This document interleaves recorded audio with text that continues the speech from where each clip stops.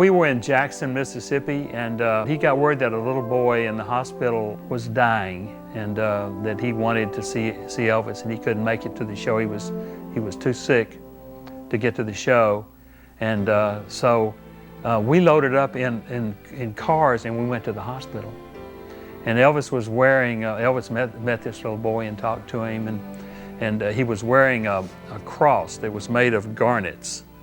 And he took it off and he gave it to this child. And it was a real touching moment, just an hour or so before the show. When Elvis started getting that money and it started becoming, he wanted to share it. He was a sharing person. And his dad got in early confrontations with him about giving so much away. You know, son, he would say, son, you know, we're pretty wealthy. Man, you're giving people houses. And you're giving guys on television you don't even know Cadillacs, and people that walk off the street in a dealership, you buy them a Cadillac, and pretty soon the bank account is going to take a hit. And Elvis would say, look, Dad, he said, look, I enjoy giving stuff away to people. He said, that's how I get my enjoyment. He said, I can go out and do a tour. He said, I can do a tour in 6 weeks and make $2 million. He said, I'm not worried about money. He said, I want to make people happy. When my wife was, gosh, 9 or 10, and her sister was maybe a couple of years older than that, they would go down to Graceland, and in the hopes of seeing Elvis. And they would go down there almost every weekend, Saturday or Sunday, and many times he would actually come down to the gate and put his hands through the gate and shake hands and talk to people, and he did it often. Sometimes he did it by himself, and that just made their day, you know, and it just, again, shows the type of person that he is, that he would do that. And back then, he had that sort of devotion in his fan base, and those people have gotten older, but they still devoted to him, and their kids are now big fans, and their grandkids are now big fans. And so it just says a lot for what he has done and the influence that he's had. For all of Elvis Presley's accomplishments, I think his greatest joy, other than Lisa Marie, was giving to others. He loved to see the smiles and the looks on people's faces when he gave them things. He really was a generous and kind man.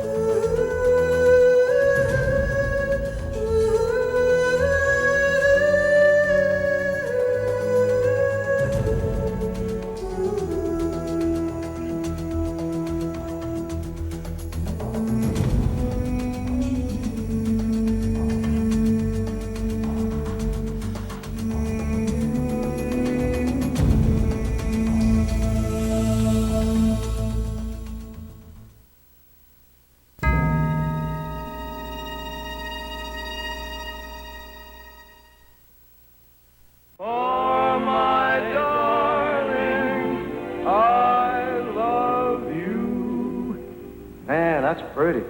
And I always will.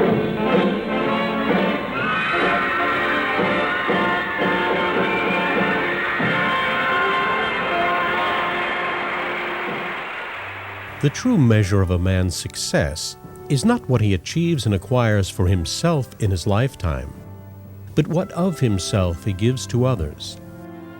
Elvis Presley touched the lives of millions and millions of people the world over.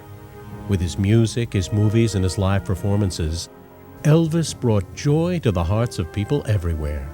And even today, over 3 decades after his untimely death, Elvis's music and his legacy continue to have a lasting and profound impact on music and popular culture around the world. I think Elvis did so much over such a period of time that he's just transcended any kind of other artists, such as not just music artists, entertainers and actors. And it's hard to tell a kid though, why they should like Elvis. I think you see kids who actually see Elvis and hear his music who like it just for what it is. It's just him.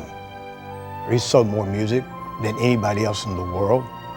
He's sold more music since he died than anybody else in the world. And that's phenomenal. I think it's, I'm not exactly sure about the amounts, but it's like he's had 60 or 70 gold and platinum records since he passed away. That's phenomenal. But still, it's not that so much it's the music, it's the man.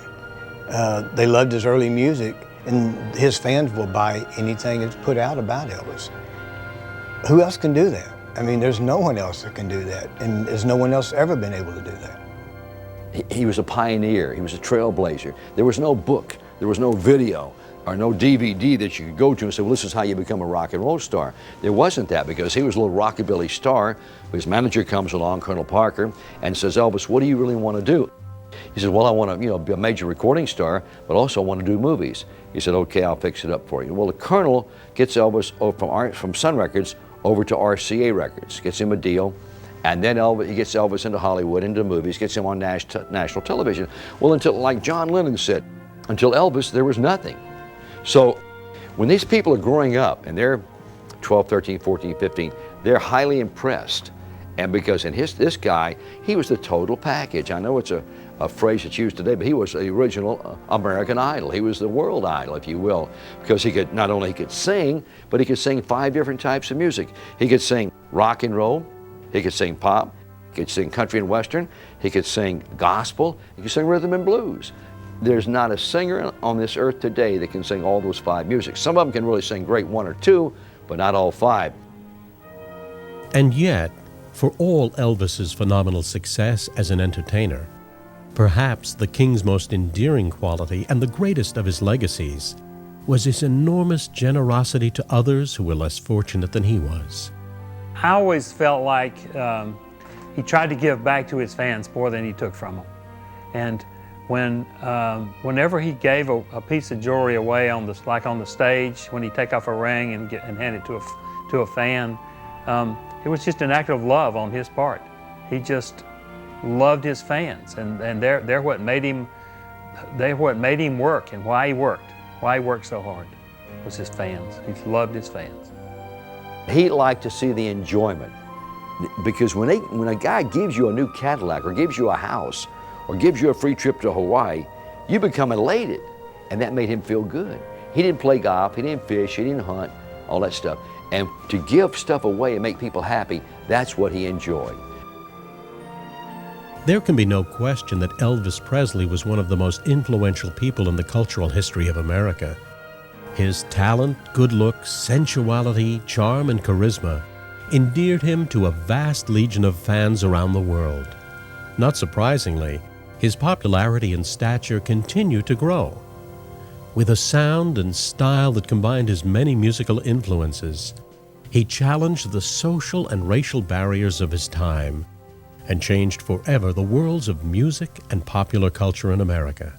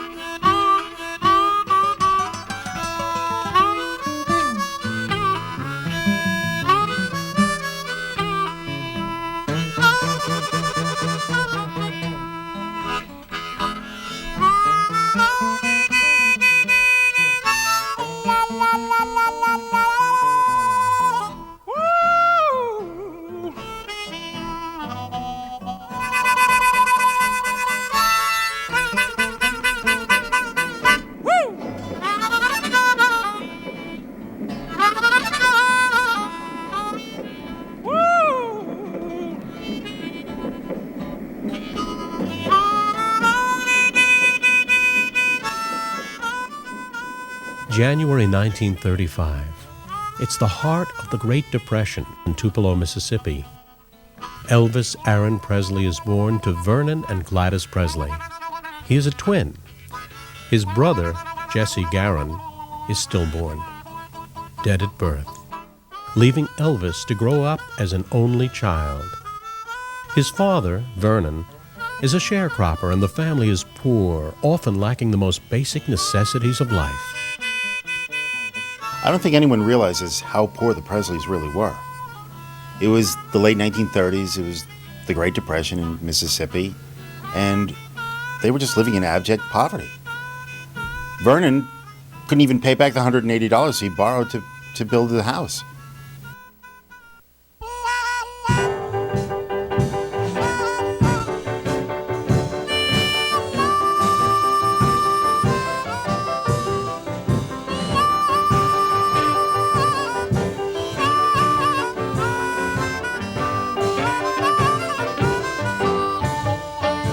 I got the key to the highway. Build out, I'm bound to go. Gonna leave. In 1948, Vernon moves his family to Memphis, Tennessee, where he feels his job prospects will be much better. Vernon finds work in a paint factory, and Gladys becomes a nurse's assistant. The Presley family moves into a low-income apartment complex. Although their circumstances are vastly improved from the abject poverty they lived in while in Tupelo, the Presleys are still quite poor, and Elvis grows up knowing what it's like to want and need. Fate, however, has placed young Elvis in the right place at the right time. They were very poor. I mean, man, they were dirt poor when they were coming up out of Tupelo, Mississippi. And Elvis lived in the housing project. The high school we went to was not a rich high school. So, but we made it. But the point being, they were very poor. From the time he was a young boy, Elvis loved music. He was profoundly influenced by the gospel music he heard in church, and for the rest of his life, gospel would always remain Presley's favorite music. In school, both in elementary school and high school, Elvis was somewhat of an outcast and loner. While in high school, Elvis was often ridiculed by the other kids for the clothes he wore, his slicked-down hair, and the fact that he often walked around with his guitar strapped to his back. He played football in high school and sang in school shows. More than anything else in his life, music was a passion for young Elvis. In music, he saw hope for a better future. Elvis and I met in 1948 at Humes High School in Memphis, Tennessee. Ironically and coincidentally, we were in the exact same classes together. He moved up from Tupelo, Mississippi. I was already in the school. And we went all the way through high school together. But where we bonded was in that 8th grade music class. It was Christmas time, and Elvis brought his guitar to school, which was uncool at that time for a 12-year-old to bring a guitar to school in 1948. And he got up in front of the class, the music class, and sang 2 country songs. Walk on, walk on, walk on, walk on, walk on, walk on, walk on. I say walk on. I'm gonna keep on walking till I find my way back home. As Elvis got older, he often went to the nightclubs on Memphis's legendary Beale Street. These clubs were the home of the black rhythm and blues singers who had come north from the Mississippi Delta. Young Elvis was profoundly influenced by these artists. Quite often, Elvis would go over to a place called Shakedown, which was the black neighborhood near his apartment complex. There, he would sit on the porches and listen to the men play their guitars and harmonicas and sing the blues. All these experiences would have an enormous and lasting impact on Elvis as a singer and performer. In 1953, Elvis walked into the Sun recording studios in Memphis. He recorded an old country song called My Happiness. Sam Phillips, the owner of Sun Studios and Sun Records, heard the recording and at first was not very impressed. But Phillips' secretary, Marion Kiesker, was impressed with Elvis and made her boss listen to the recording again and again. Sam Phillips gradually became very intrigued by the boy's raw talent.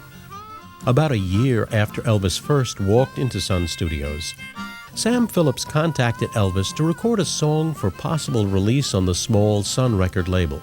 At first, the recording session didn't go well, as Elvis just couldn't connect vocally with the songs Phillips had chosen for him. Then, one of the background musicians suggested Elvis sing a classic rhythm and blues song called That's All Right.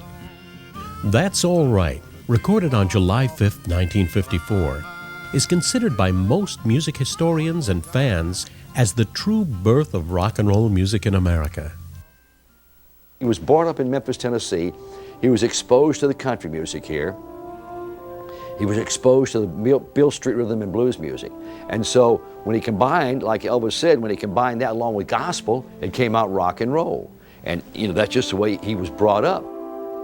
When you talk to Uncle Sam, and we used to go over to Uncle Sam's house, he used to grill hamburgers out for us and things like that. And you'd hear him talk and things like that. Say in the 60s, yeah, I think he definitely realized what he was doing and what a statement he had made with Sun Records. But when he first started, I think he just was wanting to cut good music. I mean, he just wanted to record great music. I mean, he wasn't trying to change the world at that time. If you look at the first music he recorded, it was mostly blues.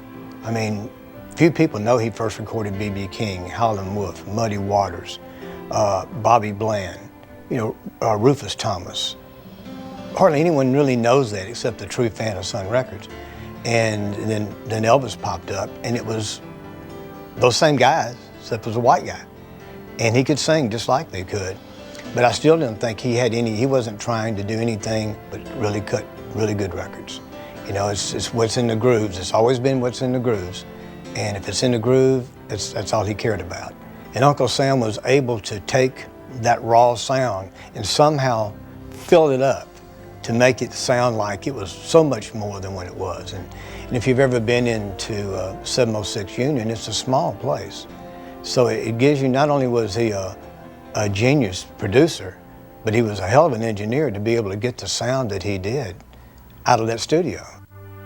Presley, in my opinion, was a person probably with as much talent vocally that could be used with so many different types of songs as I've ever heard of in my life. He didn't follow any one path. He didn't just sing rock and roll and for that rhythm and blues, country. He sang pop. And when you can do that and give it an unbelievable, creditable interpretation, there's something to be said for it. Very few of us could do it. I had a feeling from the very beginning that he had unusual, real raw talent, and that's what I like. The rawer the better if you had the basics. I felt that if there was anybody that could do an amalgamation of rhythm and blues, or race music as they called it back in the 50s and 40s, and country music, and come out with something that was, well, it wasn't even named at the time. People not only enjoyed his work as an artist, but they believed in him as an individual. And also, I think to know that he basically did not change a lot so far as his relations with people. Just the ordinary person on the street was something absolutely imperative to his unbelievable success. When Elvis walked out of the Sun Studios on July 5, 1954, he never could have known that within a very short time, he would become one of the most influential and beloved Americans of the 20th century. Even in his wildest dreams, he could never have imagined what he would accomplish in a short but truly remarkable life. Well, since my baby left me, I found a place to dwell. Well, it's down at the end of Lonely Street, that's Heartbreak Hotel where I'll be. It is estimated that Elvis Presley has sold over 1 billion records worldwide. This is more records than anyone in the history of the recording industry. Just in America, Elvis has had 141 albums or singles certified as gold, platinum, or multi-platinum. His recordings and films are enjoyed all over the globe, and he is known throughout the world by his first name. Elvis was so different. He didn't want to be like anybody else. He studied stuff, and it wasn't by accident that it happened with him. It was because, number one, he got to have the talent to pull it through.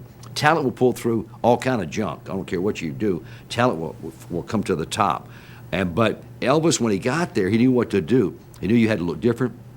He knew you had to act different. He knew you had to dress different. He knew you had to talk different. He had all that worked out in his own mind. He was very observant. He would study movie stars, how they acted, and he studied like Clark Gable left his shirt open and didn't wear a T-shirt. He studied like how Jimmy Dean and Brando wouldn't smile in their publicity pictures, and in his early pictures he wouldn't do that. He's a pretty sharp guy, very observant. He had studied other entertainers. He'd observed how they handled people, how they were nice about signing autographs, how they were nice about shaking hands, how they were nice about taking pictures with people. And he said, if I ever make it, I'm going to do that. I'm going to be as nice as I possibly can. He was ready when the break came for him to be a superstar, and he was prepared. But the secret was he loved being Elvis Presley. He loved it. Early in Elvis's career, his manager, the controversial Colonel Tom Parker, made good use of the relatively new medium of television. And as with everything Elvis did in the entertainment business, his TV appearances made history. Elvis made his national television debut in 1956 on Stage Show, a weekly series hosted by Tommy and Jimmy Dorsey.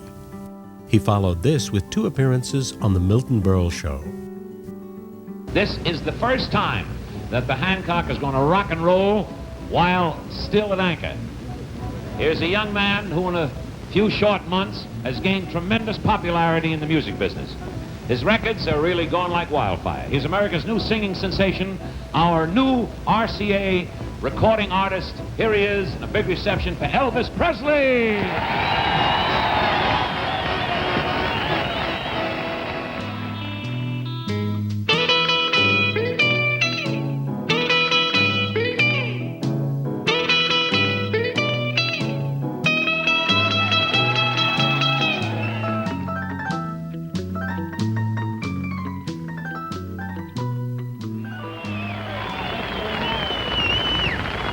Thank you, ladies and gentlemen, and now I got a little surprise for you. Here for his very first public appearance, I'd like you to meet my twin brother, Melvin Presley. Melvin?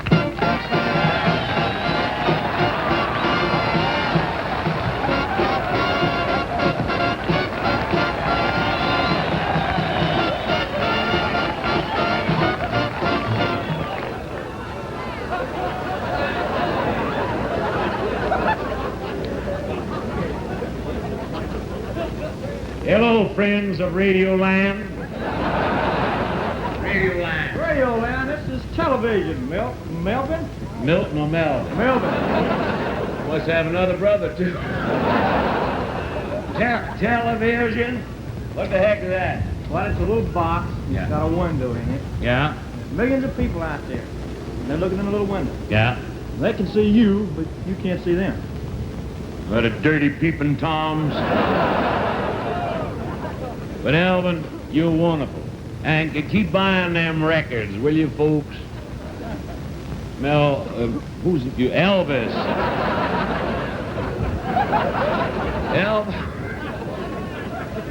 Hot dog. Elvis needs the money.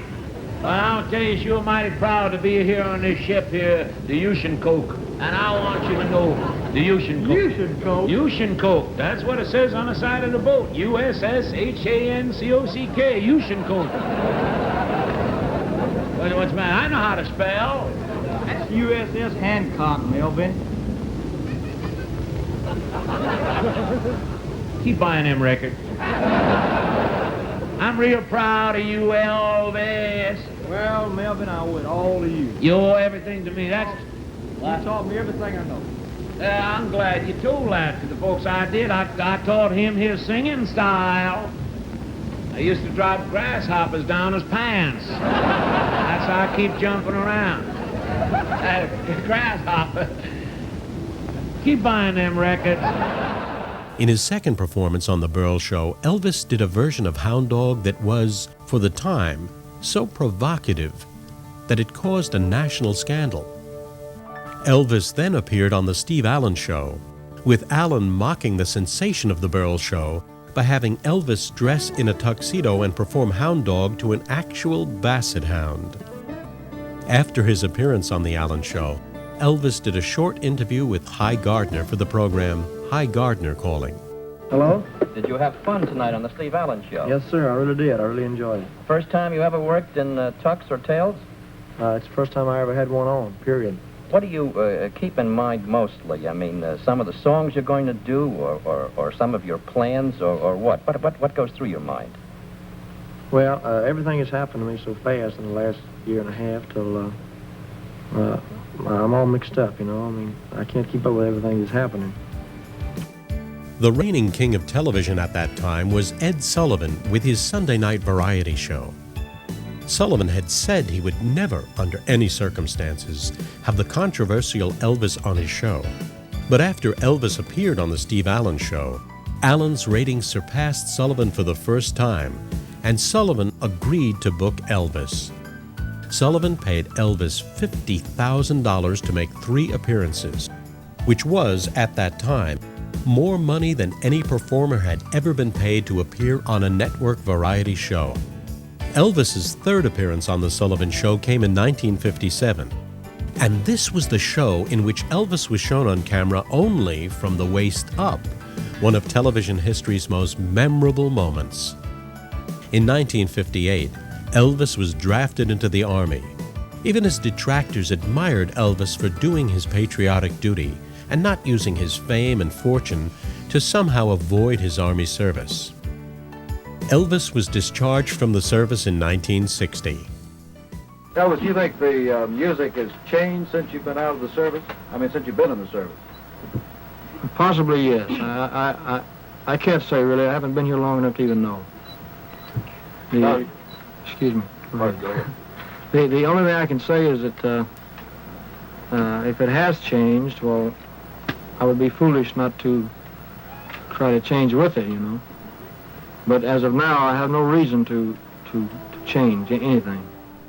Shortly after his discharge from the Army, Elvis once again made television history when he appeared on the Frank Sinatra Show.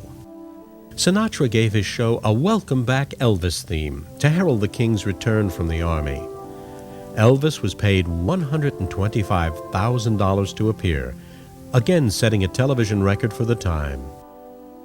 You know, I was wondering, as a matter of fact, while you were singing, Elvis, I thought to myself, I wonder what would have happened if I had recorded Love Me Tender instead of you. I wonder if it made any difference. I think it would, about 2 million records less. He said that. You smarty pants. For my darling, I love you. It's pretty all the time, Frank. Sure does, buddy. And I always will.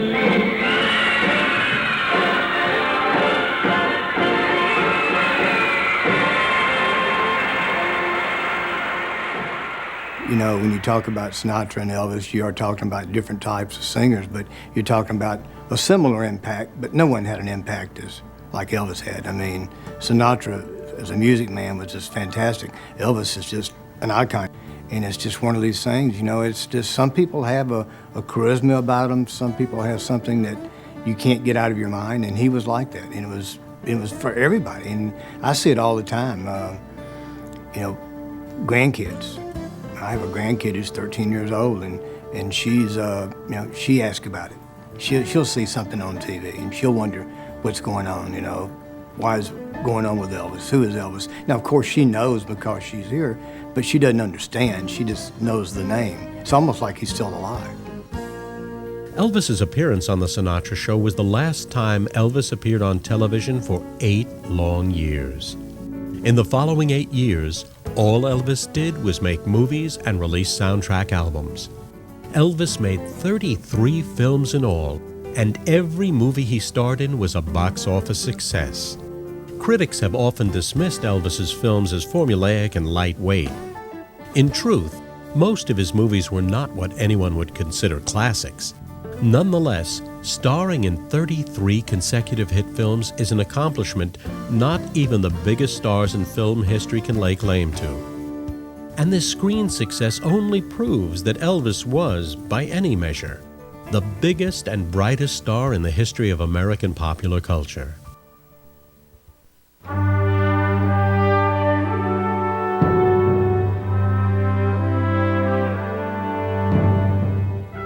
Between 1960 and 1968, despite the continuing success of his films, Elvis did no concert tours and did not appear on television. With the emergence of the Beatles and the British invasion that followed, popular music was going through radical changes, and Elvis himself had doubts as to whether or not his music and style were still appealing and relevant to young people. I think that the only time that Elvis had any confidence issues was in the 1960s. Sure, he was still a star, he was still making movies, he was still a box office attraction, he was selling records. I mean, there was no problem there, but there was something else on the horizon. It was the British invasion. And Elvis really started to feel a little self-doubt. In 1968, for the NBC network, Elvis made what has come to be known in musical history as the Comeback Special. This show, simply titled Elvis, was and remains one of the most critically acclaimed musical specials of all time. The success of this show gave Elvis the confidence he needed to once again start performing, both live and on television. Elvis decided to go on tour again. It was the first time since 1957 that Elvis played live shows. Between 1969 and 1977, Elvis gave nearly 1,100 live performances all across the country. He did that 68 special, and the ratings were terrific. So he knew the light was still burning, the fire was still there, but he wasn't sure about a live audience. So when he did that opening in Vegas, he was quite nervous. And he told us, he said, guys, he said, I don't know how I'm going to go over, but we were trying to build up his confidence. Oh, Elvis, you're going to be great. Elvis, you're going to knock him dead. You got that look. You still got those looks. You got that stage performance in you. And we know that you're going to sing your backhind off. You're going to really sing your can off. And Elvis, that's all you can do. If they like you, they like you. If they don't, they don't. But Elvis, I guarantee you, they're going to like you. And when he walked out on that stage, and that room was full of a lot of tough people. There was a lot of stars there. There were a lot of critics there. A lot of people who came to see if he still had it or not, that were well connected in show business. And he just blew them all away. And from that moment on, he knew he was back. It was in 1973 that Elvis made TV history again. His Elvis Aloha from Hawaii concert via satellite was seen in 40 countries by close to 1.5 billion people.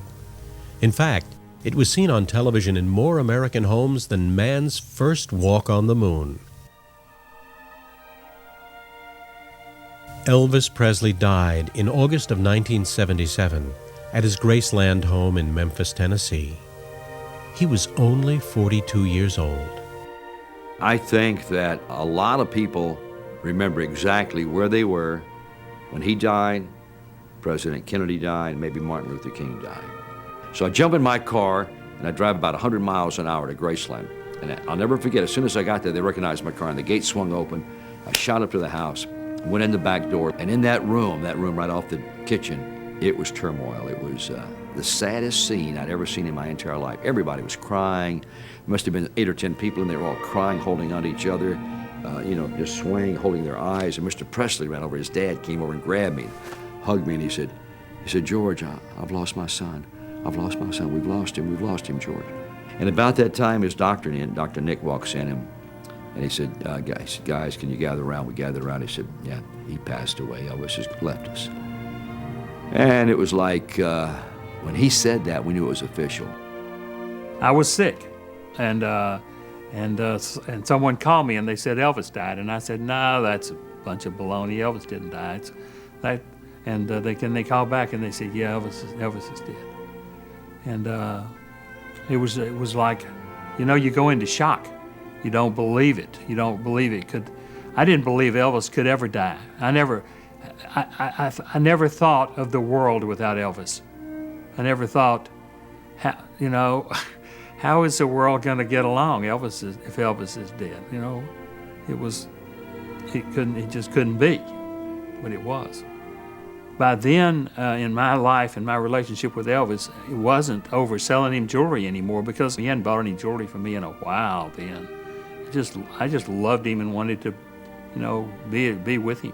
He was my friend. The cause of death was officially listed as heart failure. There has always been much controversy surrounding Elvis's death and his abuse of prescription drugs that no doubt contributed to his passing away at such a young age.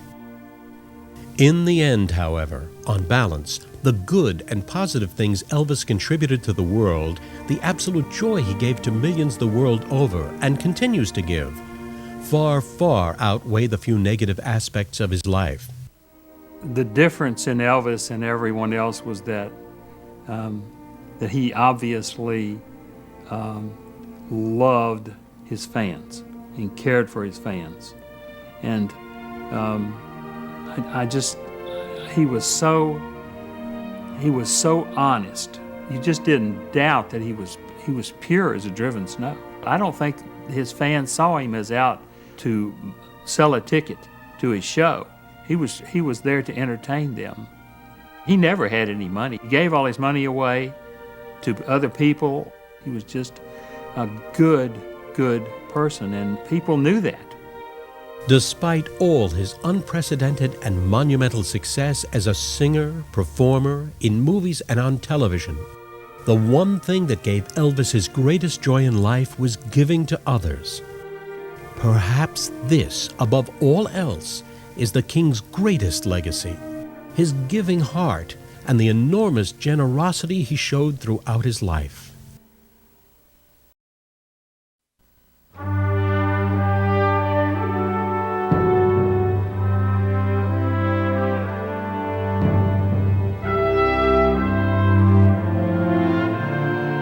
Elvis grew up during the heart of the Great Depression, in a poor Mississippi family who lived a simple existence without material things or even some of the basic necessities of life.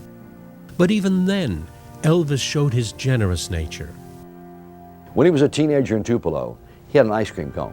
Well, he's sitting on his steps in front of his house eating his ice cream, and this black kid comes by, lives not too far.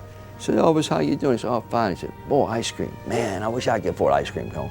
And Elvis said, "Shoot, eat some of mine." And Elvis gave this black kid, now I'm talking 1940s, it's not cool then in Mississippi, you know, and he let this black kid share some of his ice cream. But that's just a small example of how it all started with him.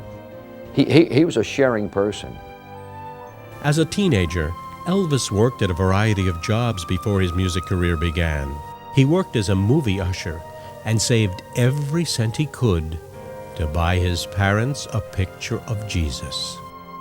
He once said it was the most favorite gift he had ever given to anybody.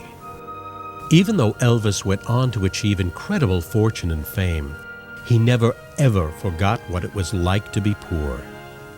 He was extremely generous to many, many people. The big TCB ring that he's so famous for wearing that he made, you know, I made that ring. It took me 3 tries to make that ring. The first ring I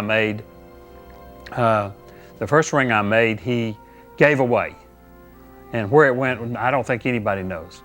But the idea was he wanted a stage ring. He wanted a flashy big ring that would say, "That's Elvis Presley's ring." So the second ring I made was a large horseshoe ring that he wore in Hawaii, and he ended up giving that ring away. He said it still isn't what I want. So the next ring I designed, the TCB ring. I actually made the ring out of balsa wood, like you would make a model airplane. And I carved it out of balsa wood. I sawed out the letters. I made the entire ring out of balsa wood, hand painted it with airplane dope and put rhinestones in it. Took it out there. He said, "This is exactly what I want." So then I made the original ring, and when I gave it to him, when I presented it to him, the ring is so magnificent that I wanted it to really show off. So I asked him to come downstairs to his dining room table, which is this wonderful Waterford chandelier hanging over it, you know. And so I opened the ring box, took it out, put it on his finger. He just went bonkers. I've never seen him as excited about anything as he was. He just went crazy, and he said, "I want to do something for you. I know how hard you've worked to do this ring. So what can I do for you?" I said, "Well, I'd like to have that Lincoln you got parked out front." He said, "Oh man, that car is a house. That is my car." And I said, "I know, that's why I want it." And he said, "Well, you know what? You earned it. You can have it." In the South, everybody mostly came in the back door, especially at Graceland. And the only people that parked in front of Graceland was him. He had a key to the house. We didn't have a key to the house. So we'd park in the back and come in the back door. Now the media later on called it the jungle room. We never called it that. We just called it the den off the kitchen. So I'm walking up, and there's plate glass there. And one of the guys, they told me about this later. One of the guys said, "Hey Elvis, here comes GK." He said, yeah, cool, yeah, okay. He said, "But Elvis, it's his birthday." And Elvis said, "What, it's his birthday?" And he said, "Yeah." He said, "Well, look, I just bought this ring at Thunderbird Jewelers in Vegas, but I want GK to have it. While I detain him, I'll engage him in some kind of conversation. You guys run up to my room. It's in my jewelry case. It's a green emerald with 21 diamonds and 18 gold diamonds, 18 karat gold. Somehow get it in a box and slip it up and give it to me." So I'll walk in. We start talking. I said, "Hey," I said, "let me ask you, get this out of the way, because I'll sit around and be nervous about asking." He said, "What are you talking about?" And I said, "Elvis, the radio station wants to know, they're going to do this promo, if you can do like a drop for them or cut this liner thing for them." And I said, "Elvis, before you even answer, I know that you got a contract with RCA. And I said, I know you can't do it." And I didn't get the rest of the sentence out. And he said, "Shut up." I said, "What?" And he took his arm around, swung it around, and somehow one of the guys had snuck up behind him and slipped it in his hand. And he came around with it and he said, "Happy birthday." And I said, "What?" He said, "Open that up." And I opened it up and this ring was in there. And I said, "Elvis, you son of a gun." And he said, "Yeah." He said, "GK, I just want you to have it." Elvis also displayed enormous compassion for those who were sick or in need of medical assistance. Elvis always remembered the vulnerability of illness and death from his own life. On January 8, 1935, in that small two-room house in Tupelo, Mississippi, Gladys Presley gave birth to the twins she had been carrying. Jesse Garin Presley was born dead. 35 minutes later, his twin brother, Elvis Aaron Presley, was born at 4:35 a.m. Elvis then spent the first few weeks of his life in the charity ward of a Mississippi hospital. The loss of his twin brother, Jesse, had a profound effect on Elvis and how he perceived life. Studies of twins whose siblings had died in utero or in the early stages of life indicate that a significant and prolonged experience of loss remains in the surviving twin. Oftentimes, the surviving twin will question, "Why wasn't it me that died?" Or, "Did I do something to make him die?" They often feel guilty about their own survival. For Elvis, this feeling of guilt only increased as he achieved incredible fame and fortune.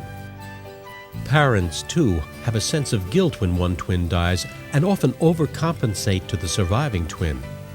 Through her grief, Gladys Presley saw Elvis's survival as an omen, a sign that he was destined for greatness. His mother was a wonderful, wonderful lady. She was the sunshine of his life. It rose and set in her. He worshiped the ground she walked on. Sure, he loved his daddy, but his mother was the one. And I was very, very close to his mother.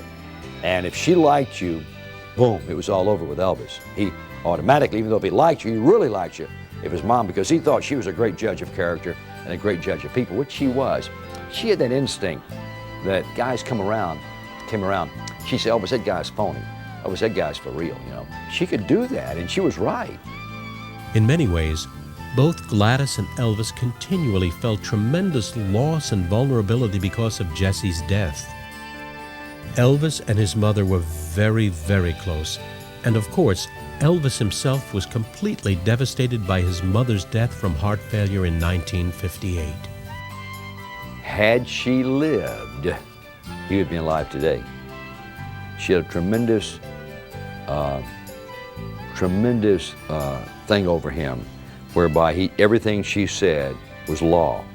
There was no arguments, there was no confrontation, there was no debate, there was no discussions. If she said, "Elvis, I really wish you wouldn't fly," wouldn't fly. said, Elvis, I really wish you wouldn't hang out with that guy. Guy was gone. She said, Elvis, I wish you really wouldn't do this or do that. He wouldn't do it. For Elvis, perhaps it was the memory of his brother Jesse, as well as his sense of vulnerability, that often inspired him to donate to medical institutions and charities. Elvis knew that his fame could be used to raise money and awareness for charity. He lent his name and image to the American Cancer Society, as well as many other charitable causes. He gave blood and got vaccines, all under the watchful eye of photographers and journalists who spread the image of Elvis, the man who cares about others and their health. In 1961, Elvis began a yearly Christmas tradition of giving over $100,000 to more than 50 charities. Elvis gave cash to many charities and often donated various personal items and mementos to be auctioned off to raise funds. In 1968, he auctioned off one of his cars, a shiny Rolls-Royce, to raise money for a charity that cared for mentally retarded children. Elvis even bought the Franklin D. Roosevelt presidential yacht and donated it to St. Jude's Children's Research Hospital, which then sold it for $55,000. Elvis rarely publicized his generosity.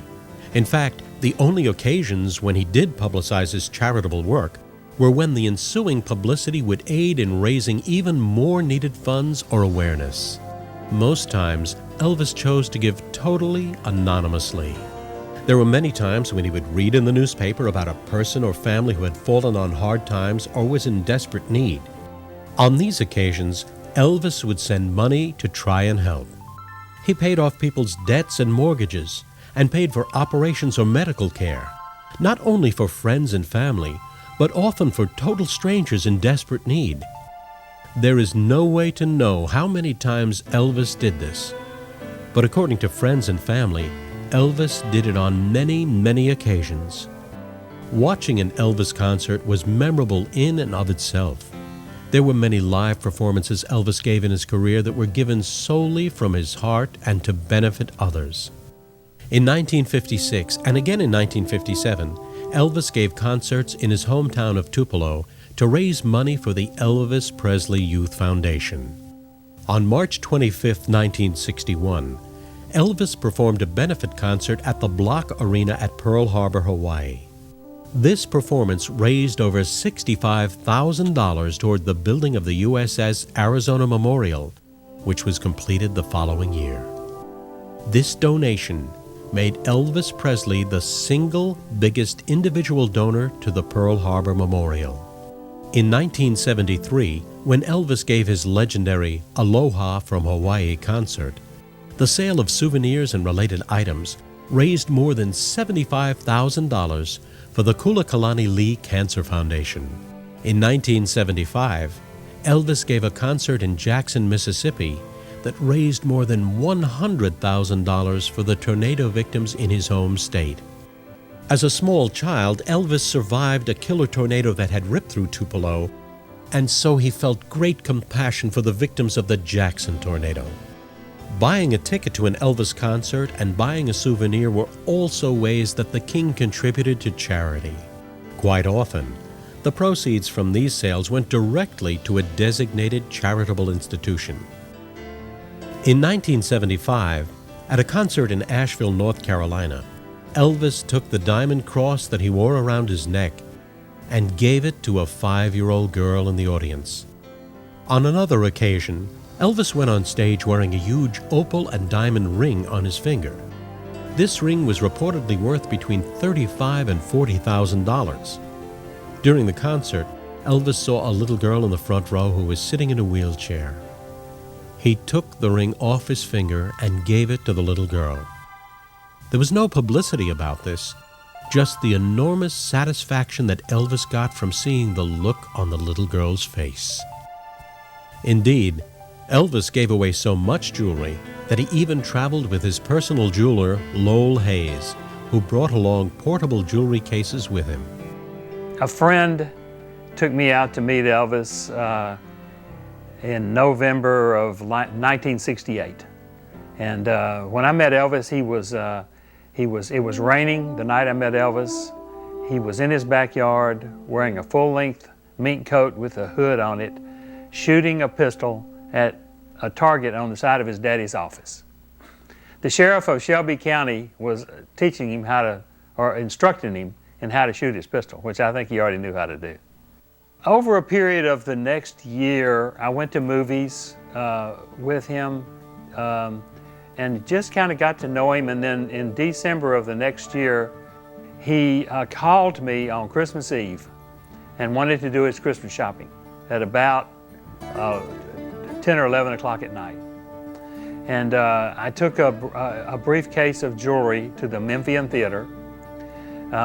I went in and they told Elvis that Lowell's here. And he got up and we went back to the men's room. And it's an old story, but it's a true story. Elvis opened one of the stalls, folded down the toilet seat, sat down on the seat and said, "Put your briefcase on my lap." Set my briefcase on his lap and opened it up. And he went through my jewelry and selected very carefully pieces of jewelry for his friends and his family, his aunt and his dad, and other members of his family. And from then on, I was Elvis's jeweler. Whenever he wanted anything, he called me. Middle of the night or whenever it was, he called me.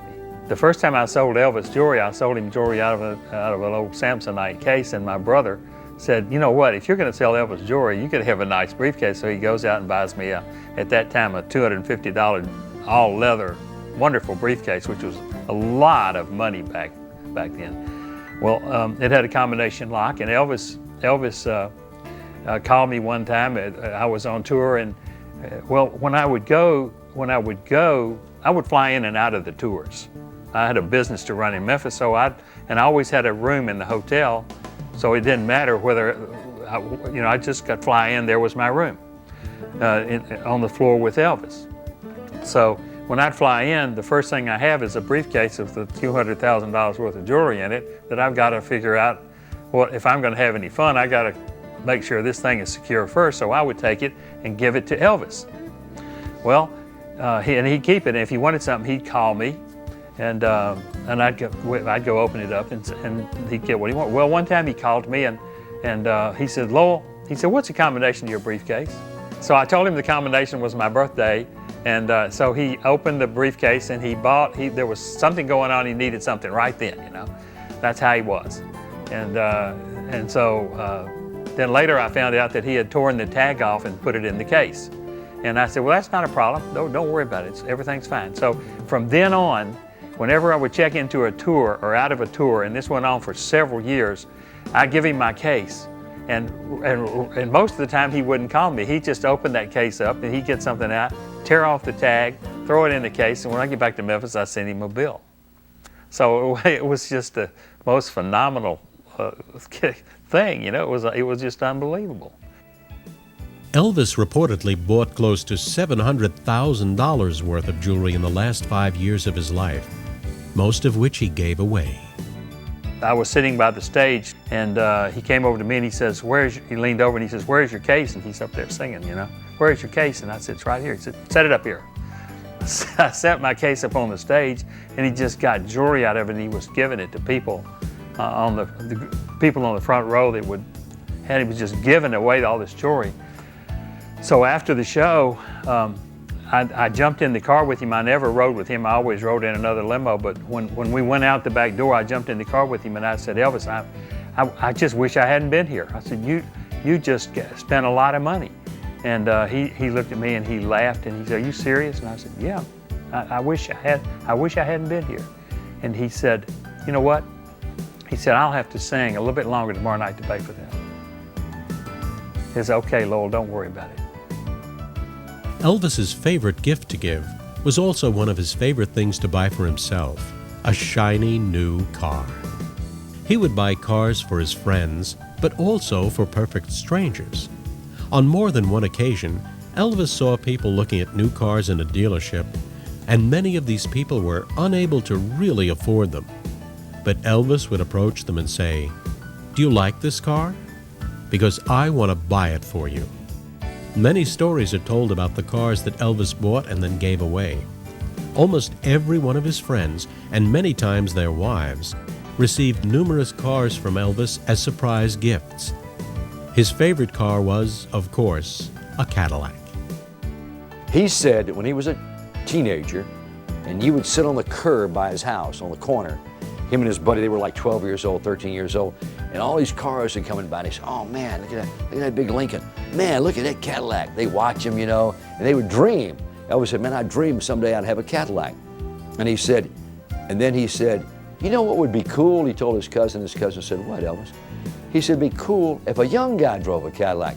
He said, I noticed mainly older guys drive Cadillacs, and there's a reason behind that, he said. He was pretty observant, like I said. He said that, you know, when you get a job and you start working, you start saving your money. And if you do pretty good, you save enough money, then you can buy a Cadillac. But it's mainly older people have Cadillacs because it takes a while to save that money to buy a Cadillac. So when Elvis got famous, one of the first cars he brought was a Cadillac. And so then when he started sharing the wealth with the guys, he started buying them Cadillacs. Like he'd buy 10 Cadillacs, or he'd buy 10 Lincolns, or he'd buy 10 Mercedes, or whatever. But the point was, he thought they probably couldn't have afforded those cars at that age when you're 27, 28 years old. But it's really sharp, the fact that you got one, you know. Elvis believed that everyone would love a Cadillac as much as he did. In 1975, on one buying spree in Memphis, Tennessee, Elvis bought and gave away 13 Cadillacs. In his lifetime, Elvis gifted close to 200 Cadillacs to friends, family, and total strangers. I was working at a local Memphis radio station, and I was getting ready to go on the air, and I arrived at the station. I was working like 6 to 10 at night, and I walk in the station, and two of Elvis's guys are there, Jerry Schilling and Richard Davis. And I say, hey, what's up, guys? They said, Elvis wants to see you. I said, man, I'm getting ready to go on the air. I just can't leave. You know, you just can't do that. They said, well, it's pretty important, GK. It's pretty important. They had Elvis's limousine. I said, you got Elvis' limousine? They said, yeah. I said, what's going on? They said, we don't know, but Elvis wants to see you, man, and you know he don't play practical jokes. I said, okay. So I called the program director, and he said, okay, George. He said, tell the guy who's on the air now to just stay there for an hour or so until you can go see what Elvis wants, and then come right on back, and we'll work it out somehow. I said, okay. So I jump in the back of the limousine, and they're in the front of the limousine. I'm in the back. They start driving. Well, they don't go to Graceland, Elvis's home. They go to downtown Memphis. I said, you're going the wrong way, guys. I said, they said, we know where Graceland is. They were kidding me. And I said, well, why are you going downtown? And they said, because Elvis is getting himself a new car, and he thought it'd be closer for you to meet him downtown as opposed to driving all the way to Graceland. I said, okay. So we drive up to the Cadillac dealership, and it's about 10 days before Christmas, and it's dark. It's about 7 o'clock at night. And they pull in. I said, man, nobody's here. I said, well, Elvis has got to be here somewhere. I said, well, I don't see anybody. Cadillac dealership looks like it's closed to me. So we pull up, we walk up there, and lo and behold, the door's open. I said, that's unusual. We walk in, and all of a sudden, all of these lights come on. Elvis like a big production, like all these lights on a movie set come on. And sitting right in the middle of the showroom was a 1968 yellow Cadillac convertible. Well, still, I'm thinking that's the car that Elvis is buying for himself, and he wanted to show it to me or something. So I walk over, and we called him E, and I said, hey, E, what's up? He said, stick out your right hand. I stick out my right hand, and he dropped the keys in there, and he said, Merry Christmas. And he pointed at that car. And I said, Elvis, I said, being in radio and television, I should make an Academy Award-winning speech at this moment, but I don't know what to say. Nobody's ever given me anything like this. And he put his arm around me, called me GK, and he said, GK, he says, what is fame and fortune if you can't share it with your friends? Those who were close to Elvis describe him with words such as loyal, giving, sincere, generous, spiritual, appreciative, humble, and loving. Elvis took great pleasure in giving gifts to others and watching the expressions on their faces when they received these gifts. He found out from his road manager and other guys what this guy liked and what that guy liked. So at Christmas, he tried to buy you something that he knew that you liked. He knew I liked watches, and he gave me 5 watches, and he had them all engraved, and I have them in my safety deposit box. They say things like, to GK from EP, 10 years. He'd been in the business 10 years, in show business. Then one of them says, to George from Elvis, and then one says something about rock and roll, but to GK from EP, But he knew I liked watches, and so he gave me those 5 watches, which I still have hid away in my safety deposit box. But he gave me a lot of stuff, man. He gave me, one year he gave me a stereo. But the first Christmas in 1957, I was there with him, he gave me a record player. It was like a 4578 33 1/3 record player. It's the kind where you open the top up, and he autographed, and it said, to GK from Elvis, Christmas 1957. He was so generous, man. It was. In many situations, Elvis's heartfelt sensitivity and insight were at the core of his gifts. Jerry Schilling, who was one of Elvis's closest friends since 1954, and later on a part of his entourage, lost his mother when he was only 2 years old. Jerry went to live with his grandparents, and then they died. Elvis felt great compassion for Jerry because he knew that his friend had never really had a stable home or family. Although Elvis grew up poor, he understood the great sacrifices his parents had made to make his life better. He understood the comfort that came with living in a warm and loving home. Because of this understanding and this compassion, Elvis bought his friend Jerry Schilling a house as a surprise gift and told him, "Jerry, I know that you never had a home of your own, and I wanted to be the guy who gave it to you." Elvis was always there for his friends in good times and in bad. Those who were closest to Elvis worried that some people took advantage of Elvis's great generosity, but Elvis always gave from the heart, genuinely, readily, and easily, not because people demanded or expected something, but because it made him feel such great joy to give. Elvis was always ready with a helping hand when a friend was down on his luck. Dewey Phillips, and most everyone probably knows this who follows Elvis at all, or really follows Sun Records, was a local DJ. Dewey was the first DJ to ever play an Elvis record. And he got behind it because he loved the music, and it was what Dewey also played what was called race music then. He would play Little Richard and Lloyd Price, Clyde McPhatter, music that really shouldn't have been played on a white radio station. That's the way that society looked at it then. And when he heard Elvis, he thought, this is perfect. This is black music sung by a white guy. I can play this. And he just played it and played it and played it. And he single-handedly, I think, brought attention to the Elvis music. Dewey was a very popular DJ here. He had a TV show for a while and got in an accident, almost killed him. Messed up his leg very badly. They put him on painkillers, medication in the hospital. Sadly, he became addicted to those painkillers, and in a relatively short period of time went from the top of the world as a DJ and the #1 DJ, probably in the country, as far as being able to break music, to someone who didn't have a job. And he bounced from station to station. My father, Tom, who owned our company, Selecto Hits, back in the early 60s, Dad ran it as a retail store and wholesale. He would actually just give Dewey some money, and Dewey would come in and play records just on our turntable and sell them to people who came in. And then when it was time to leave, he had no place to go. And he would almost always call Elvis. And either Elvis would come over in one of his Cadillacs, or Elvis's dad, Vernon, would come over. Elvis never got out of the Cadillac, but Vernon would come in. And I remember just one time asking Dewey just before he said, "Is Elvis really out there?" And Dewey would look over at Vernon, and Mr. Presley would go, "Yeah, he's out there." But I was too scared to even go ask him, to say hello. I wasn't going to question him and go into his Cadillac or anything like that. And this happened a number of times, that Elvis would send a car over, he would come over, Mr. Presley would come over, and Dewey would get to go over to Graceland and spend a night or two with Graceland, or they'd give him some money, or they would do something for him. Now, that was at a time when Dewey had no impact on Elvis's career.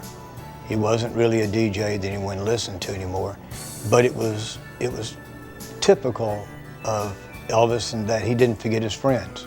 He didn't forget the people that worked with him, that helped him. And he never forgot Dewey, ever. He always helped Dewey out. He always did things for Dewey. We had a guy in a group named Richard Davis, who was kind of he'd been with Elvis, he'd been in the Memphis Mafia, he'd been Elvis' stand-in in a bunch of his movies, Memphis guy, was a record promoter, and he was down on his luck. And Elvis heard about it, and he sent for him. He said, "Richard, I hear you down on your luck." It was holidays were approaching. He said, "Yeah, Elvis." Elvis gave him a brand new Cadillac convertible and 10,000 cash. He said, "Maybe this will help you out." And he said, "Thanks a lot, Elvis." And then, you know, some of the guys, Elvis would give things to guys, and they had to sell them because a lot of guys couldn't afford a Cadillac. So they wanted to sell it, get a smaller car, pocket the extra money to live on or whatever until they get on their feet. And they said, "Elvis, I feel funny about this. You gave me this car." Not me, but some of the other guys. And I got to sell it to get a smaller car. Like I'm going to drop down from a Cadillac to a Pontiac or a Chevy because, you know, it's more economical and I can use the extra money. But I don't want to hurt your feelings. Elvis said, "Look, don't worry about that, man." He said, "I'm going to make you happy twice." And the guy said, "What do you mean?" He said, "Well, the first time I gave you the car and you did all right, you were very happy. Yeah. Now you're going to sell it, you're going to be happy again. So I made you happy twice." The guy said, "Okay." Elvis's great spirit of generosity, giving, and compassion for those less fortunate than him lives on to this day. Many of his over 600 fan clubs devote much of their time and energy to raising money for charitable causes in Elvis's name. Former wife Priscilla Presley and daughter Lisa Marie Presley continue Elvis's philanthropy and honor his memory through the Elvis Presley Foundation. The foundation supports charities and community programs such as Presley Place, which provides homeless families up to 1 year of rent-free housing, child daycare, career and financial counseling, family management guidance, and other assistance to help people regain their independence and self-esteem. Presley Place is a joint venture between the Elvis Presley Foundation and the Metropolitan Interfaith Association in Memphis, known as MIFA. MIFA serves more than 60,000 people annually with 9 programs that sustain the independence of the frail elderly, stabilize and transform families in crisis, and equip teens for success. In 1983, the Elvis Presley Memorial Trauma Center was established at the Regional Medical Center in Memphis. It has served over 80,000 Level 1 trauma patients from a 6-state area. In 1990, a wall of honor was erected at the Elvis Presley Memorial Trauma Center, and today has over 300 plaques, each inscribed according to the wishes of the donor. Fans from around the world have utilized this wall of honor to memorialize Elvis Presley and continue the charitable work he so passionately believed in. It is impossible to even imagine a performer having a more profound impact on history than did Elvis Presley. When he died in August of 1977, the outpouring of grief throughout the nation, and indeed the world, is virtually impossible to describe in words. When he passed away, he left behind a young daughter, an ex-wife who still loved him, a grief-stricken father who would follow him in death just 2 years later, and millions of heartbroken fans around the world. Elvis Presley was the biggest and brightest star the music world has ever known. Even today, over 3 decades after his death, he is as beloved and as famous as he ever was. Nowhere is this more evident than in Elvis's hometown of Memphis, Tennessee.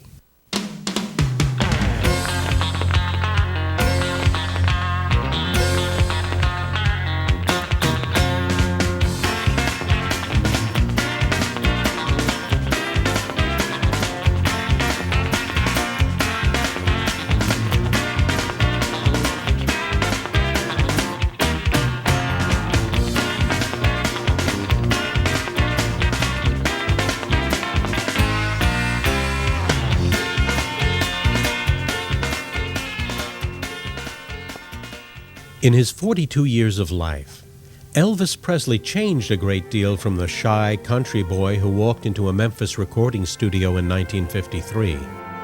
But the nation had also changed a great deal because of him. And yet, for all his fame and fortune, at his very core and in his heart, Elvis was always that polite, sincere, humble, warm-hearted, generous country boy who just wanted to sing a song.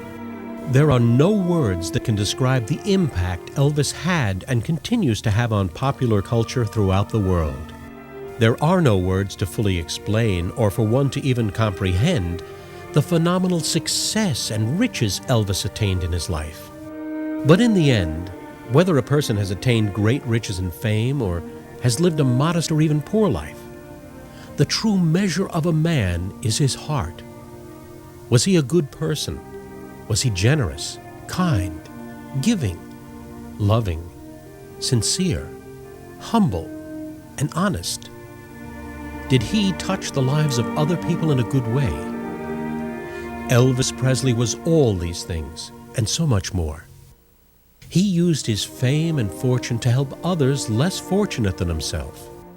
Indeed, there is no greater gift one person can give another in this world than to give of himself. And for all Elvis has given the world through his incredible body of work, his greatest legacy to his millions and millions of fans was his kindness and his generous heart.